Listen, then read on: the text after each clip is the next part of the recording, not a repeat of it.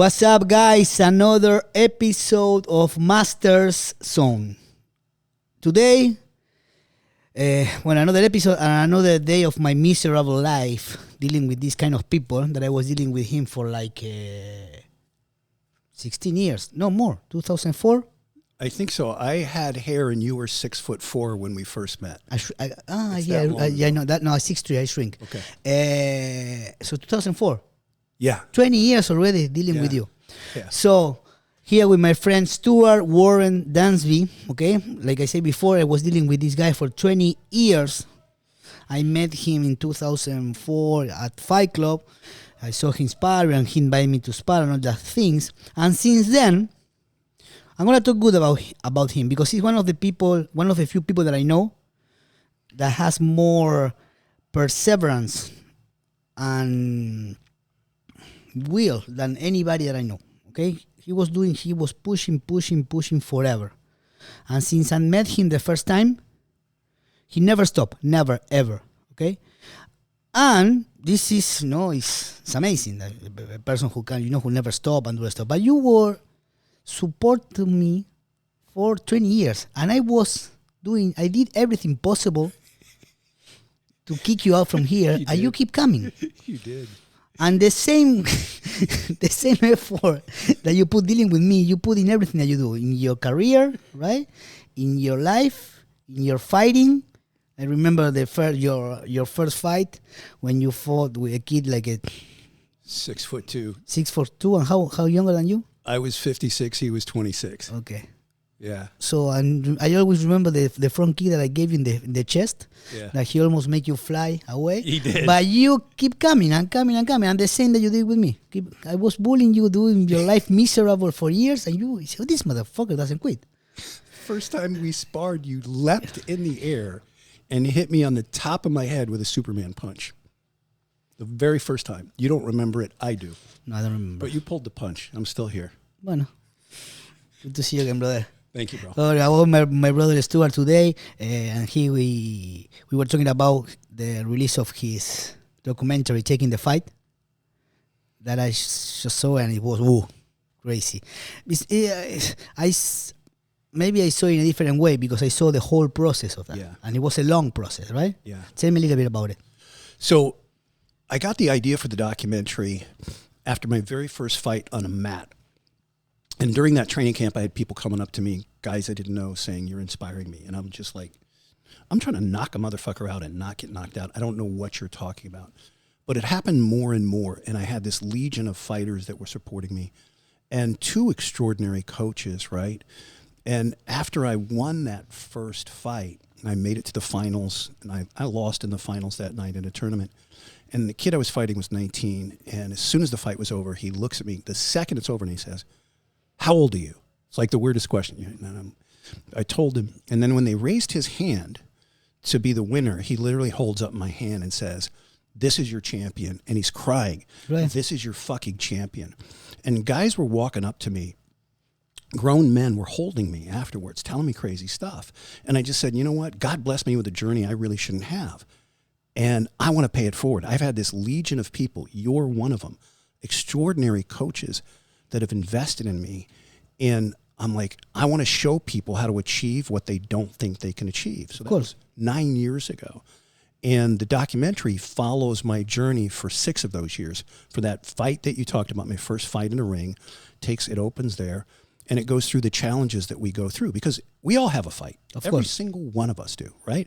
We don't necessarily know it, but we all do. And we all have things that hold us back from our dreams. We think, I can't open a business because I don't have money, right? Think if you thought that way. Let me tell you something because I'm sorry to interrupt you, but it's something that my dad always told me. He said, learn how to fight, go train, and learn how to fight. Because every day when you wake up in the morning, it's a fight. Yep. It's not only about fighting, because fighting is easy.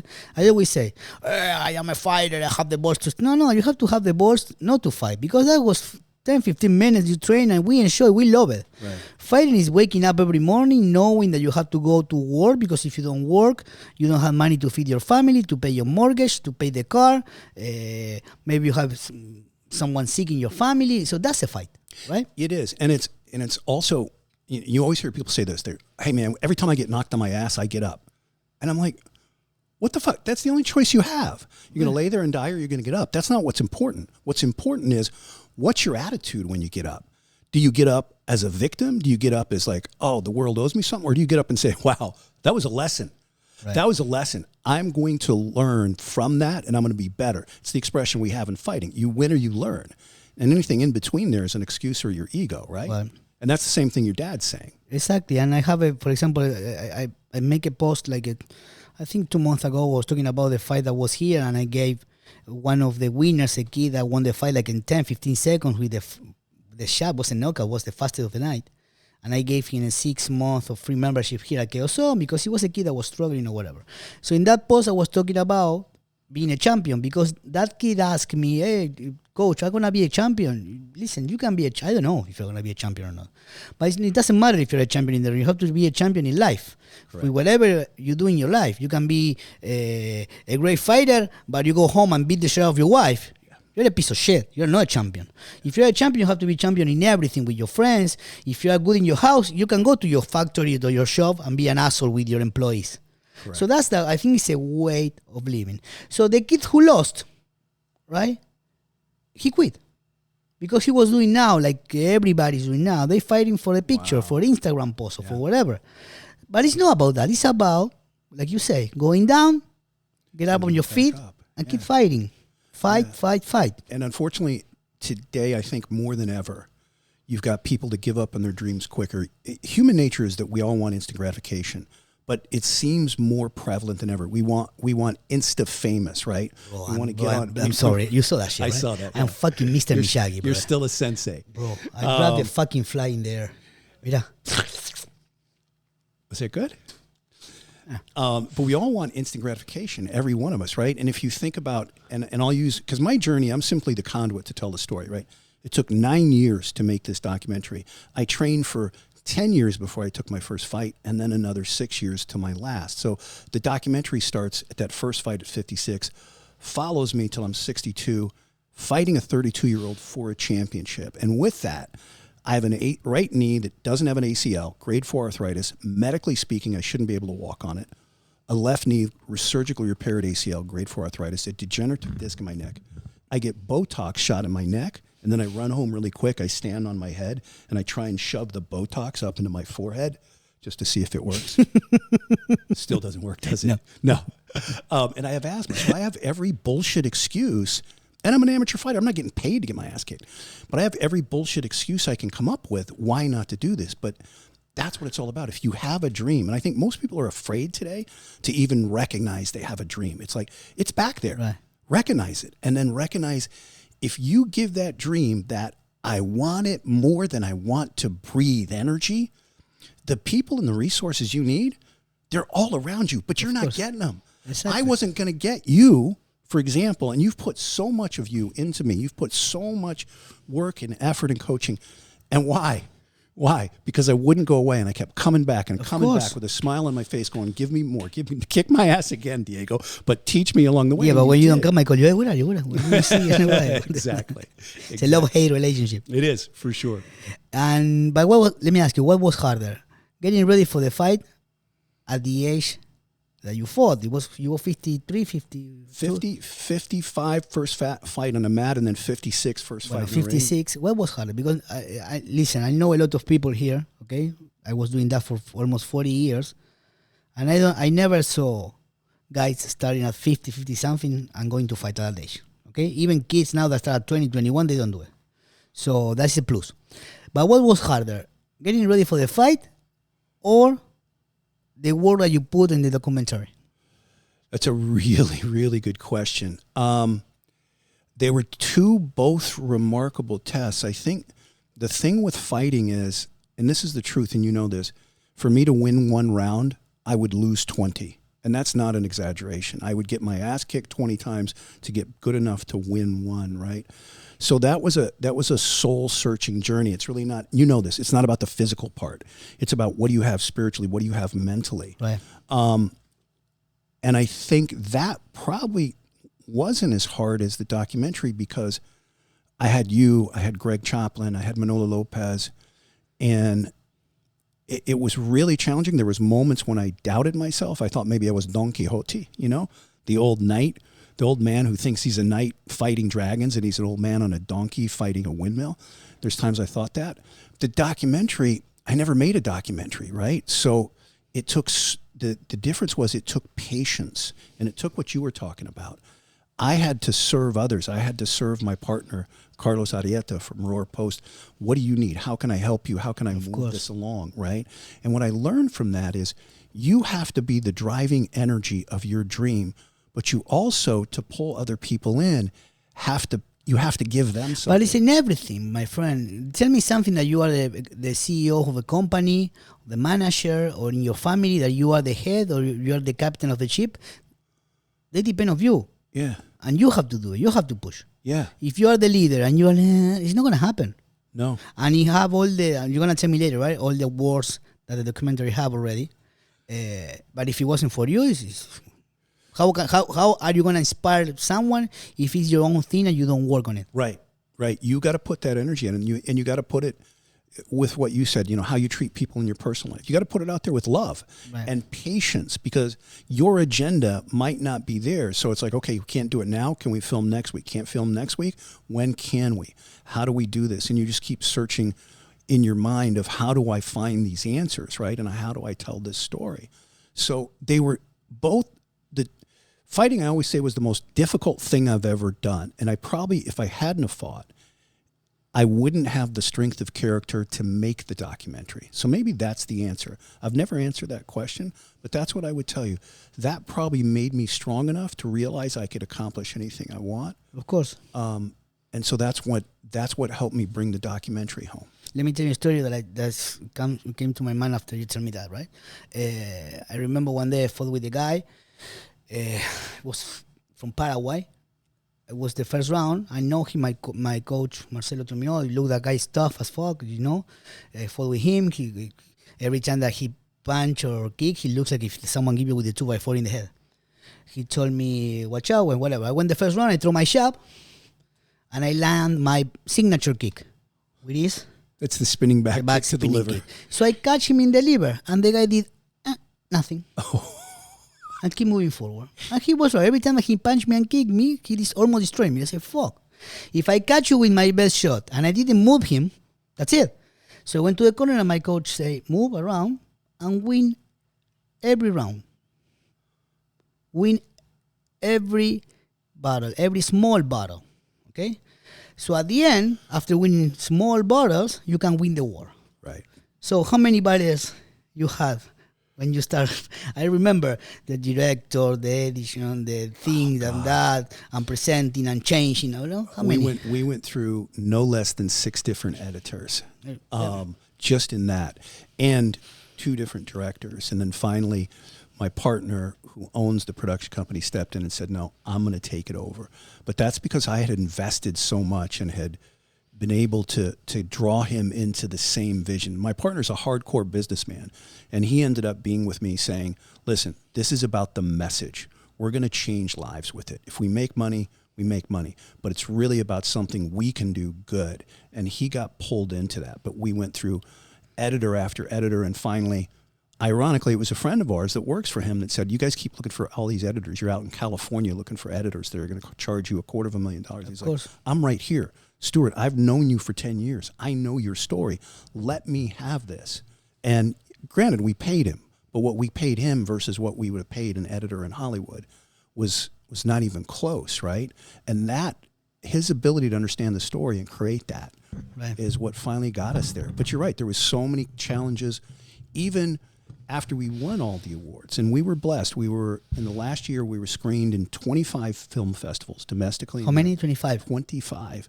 Domestically and internationally, and we won 31 awards. And I'm not making that awesome. For best feature documentary, best inspirational, direction, editing, best original music score. My partner's 16-year-old son writes music, and he stepped up and he watched it. And he said, that's amazing. He said, Dad, let me do this. And Carlos says, you write hip hop. This isn't you. And he said, what I watched there is living outside your comfort zone. That's what I watch when I watch the film. This is going to make me uncomfortable as hell. Let me have it. And Carlos said, here's 10 minutes. Go take this It's 10 not minutes. an inspiration for people who are in the sport. It's in everything in life. It is about that. This isn't a fighting documentary any more than Rocky's about boxing. Rocky's not about boxing. No. It's about the fight of life, right? So we won these awards and we finally got to distribution, and we got one of the biggest global distributors in the world wanted our film. And even that, I got into contract negotiations and I went, did you imagine that you're going to reach that level? Yes. Yes, I did. I've always had that. Doesn't surprise you? You know, here's the thing. The work continues.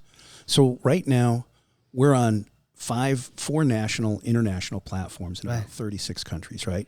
We're on Amazon Prime, Apple TV, iTunes, Google Play, and Vudu. And when that happened last month, people were congratulating me. And I said, there's no congratulations here. The work continues. Now it's about people need to watch this. Right. There's no purpose in saying, hey, I've got a documentary on all these channels. Who cares if nobody fucking watches it, if it doesn't reach people? What I did learn in those film festivals is that when it reached people, it affected them. When I'd go to the festivals, people would come up to me and say, people that weren't athletes, people that never, it would tell me, I don't like fighting, but I watch that and I understand what I need to do in my life to achieve my dreams now. That's awesome. And that's what the whole goal was. So now the work continues, and you know this because it's you. Everything you do is, people might walk up and say, oh my God, you've got 2 successful gyms. Oh my God, and you're like, no, I have more to do. I have more to accomplish. I have more to achieve, right? So it is a step in the right direction. I am truly blessed and grateful every day. So don't misunderstand me. But this was our driving mission was to get it here, and I wasn't going to let anything stand in my way to get it there, right? If that makes sense. What makes you, what touches you more? In these 3 things I'm going to ask you. When you won the fight, or you was at the end, and the guy who fought, the 6'4", 6'5", I don't know, whatever, kid who lived, you remember when he lived and all that stuff? That moment, because it's not about winning, okay? Again, it's about winning in life.